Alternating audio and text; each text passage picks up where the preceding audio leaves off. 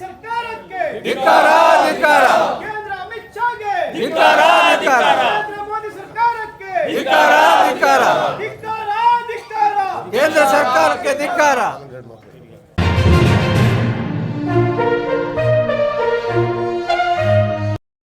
ಎಲ್ರಿಗೂ ನಮಸ್ಕಾರ.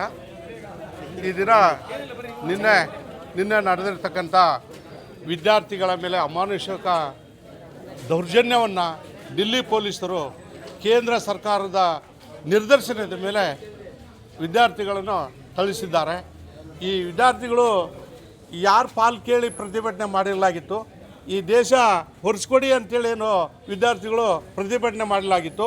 ಅವರ ಹಕ್ಕನ್ನು ಶಾಂತಿಯುತವಾಗಿ ಪ್ರತಿಭಟನೆ ಮೂಲಕ ಕೇಂದ್ರ ಸರ್ಕಾರಕ್ಕೆ ಎಚ್ಚರಿಕೆ ಕೊಡ್ತಕ್ಕಂಥ ಕೆಲಸ ಅವ್ರು ಮಾಡಿದರು.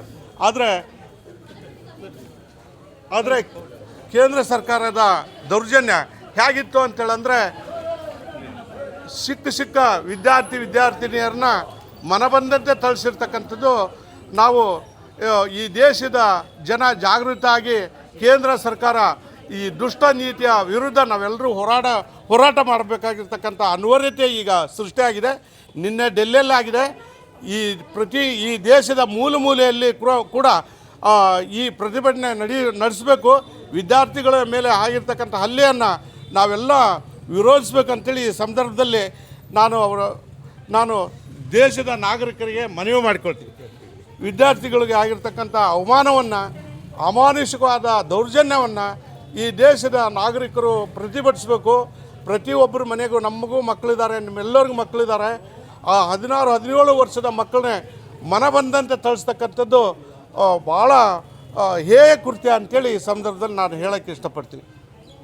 ಈ ಎಲ್ಲ ಘಟನೆಗಳಿಗೆ ಕಾರಣ ಈ ದೇಶದ ಶಿಕ್ಷಣ ಸಚಿವ ಧರ್ಮೇಂದ್ರ ಪ್ರಧಾನ್ ಅವರು 22 ದಿನದಿಂದ ಹೋರಾಟ ಮಾಡಿದರು.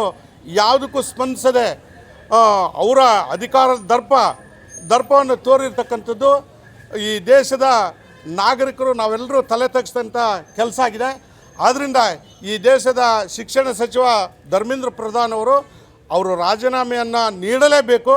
ಮತ್ತು ನಿನ್ನೆ ನಡೆದಿರ್ತಕ್ಕಂಥ ಘಟನೆಯನ್ನು ಹೊಣೆ ಹೊತ್ತು ಗೃಹ ಸಚಿವರು ಅಮಿತ್ ಶಾ ಅವರು ಸಹ ರಾಜೀನಾಮೆ ನೀಡಬೇಕಂತೇಳಿ ಸಂದರ್ಭದಲ್ಲಿ ಒತ್ತಾಯ ಮಾಡ್ತಾರೆ.